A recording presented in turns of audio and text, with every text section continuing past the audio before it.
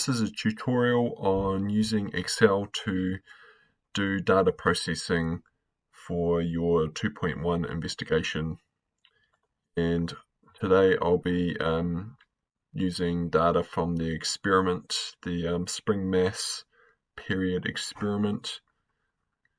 And in this experiment, we changed the mass hanging from the spring. For each mass, we set the spring oscillating up and down, bouncing, and we're measuring the time for one bounce. So the graph, where our final data should be mass versus period oscillation. The period of oscillation is just the time for one bounce. So I would suggest putting data straight into Excel as you are collecting it rather than writing it down on paper and then putting into Excel. It's just going to save you some time. This thing, independent variable is mass. So I'm going to make a column called mass, and our mass stack, each disk on the mass stack is 50 grams. So we're going to go up in lots of 50 up to a maximum of 400.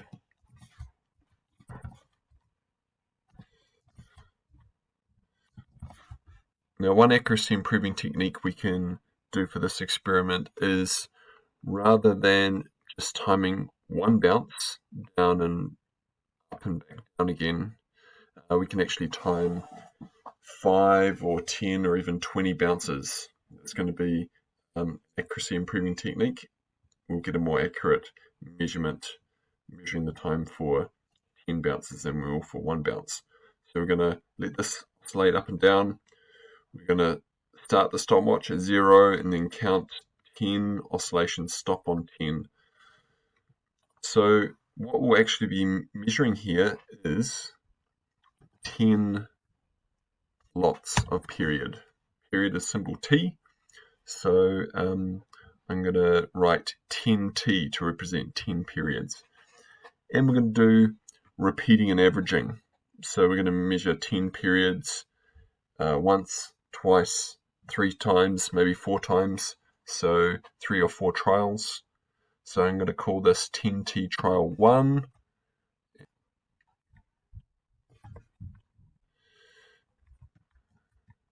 Trial 2, trial 3, trial 4.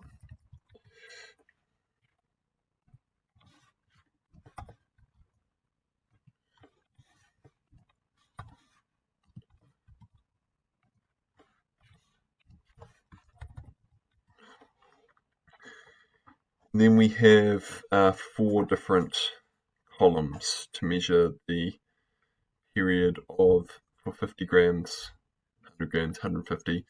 Now all of this, actually after we've measured those, we're also going to want to find the average time for one trial. So we're going to call that T average. All of these columns here, they are all measurements of periods. So I'm going to just make one heading here. I'm going to call it period is the word, capital T is the symbol, brackets, lowercase s for seconds. And also nice just to do some orders around our boxes.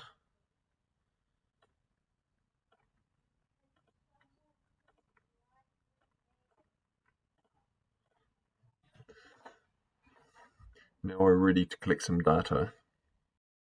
In it, we got all our data here.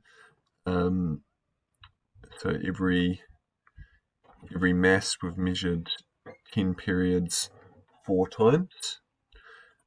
Just one little note here. Say I measure a time of 3.80 seconds. Type it in 3.80. I hit enter. Our 0 here is just like disappeared, right? Where did the 0 go? We definitely want to write the 0 in there. It's just that Excel is rounding it to 1 decimal place. So I can change that. If I click Format Cells, I can change the number of decimal places that it is displaying. Since we're measuring time with a stopwatch, it measures to 100th of a second. I want to show 2 decimal places. The next step is we want to find the average of these times. Not only do we want to find the average of these times, but also take into account that that is the time for 10 trials. We also want to find the time for 1 trial. So how are we going to do that?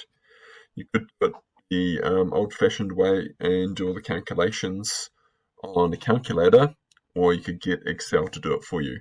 And that if you can get Excel to do it for you, you're going to save yourself a lot of time. So I'll show you how we do that. Let's say for 50 grams, we measured these 4 times here. Okay. First step, we want to average those 4 times. So how do we find the average? We add each value together. We divide the number of values. So if we've got 4 times here, we've got 4 different times here, so we're going to add these 4 times together and divide by 4. Now, if you just notice the way that I've written it here, if I did it like this, then it would only be the 3.60 that's being divided by 4. Right, so I need to make a little change here. I need to add up these 4 numbers first, then divide by 4.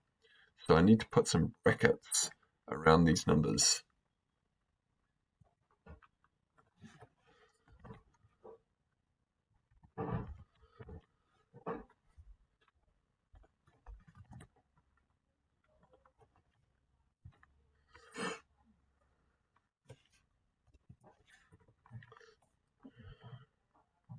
Right, so that's better. So we're going to add up those 4 numbers, divide by 4. That is still going to give us the average time for 10 periods.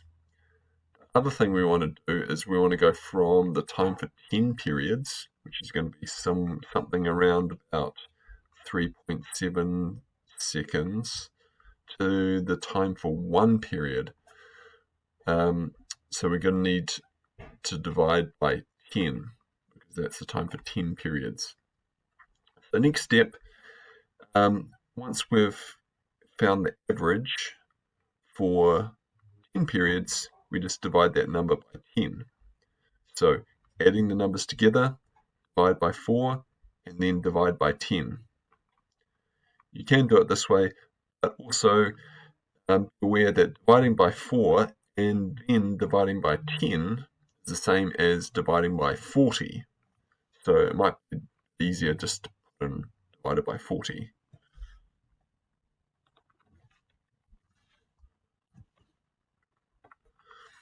Okay, so this is going to be our formula that we're going to put into Excel.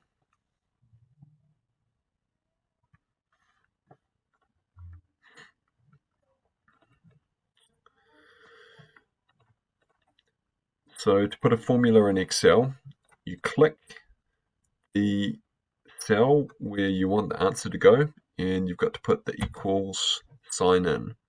So first, we're going to take each one of these cells. We're going to take that cell, so I click on that cell, hit the plus button, plus that cell, plus that cell, plus that cell. Then we're going to divide 4. Remember, we don't just want to divide E3 by 4, we want to divide all of them by 4, so we need to put some brackets.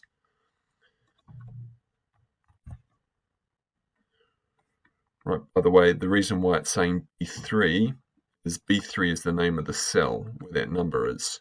We've got the system where B is the column, 3 is the row. So we're adding up B3 plus C3 plus B3 plus E3 divided by 4. And we also want to divide by 10, which is the same as dividing by 40. So I'm going to make it that, press enter. And our answer. If that's a big long number there, then we probably want to round that. So since all these numbers here are 3 significant figures, I I'm going to want to make that time there also 3 significant figures. So I'm going to right click, format cell, and I'm going to make it 3 decimal places in order to give us 3 significant figures.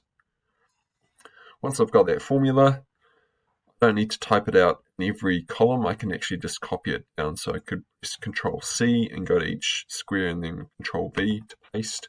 Or I can also just grab this little square in the bottom right hand corner of the box. If you drag that down, it's going to copy it to each cell.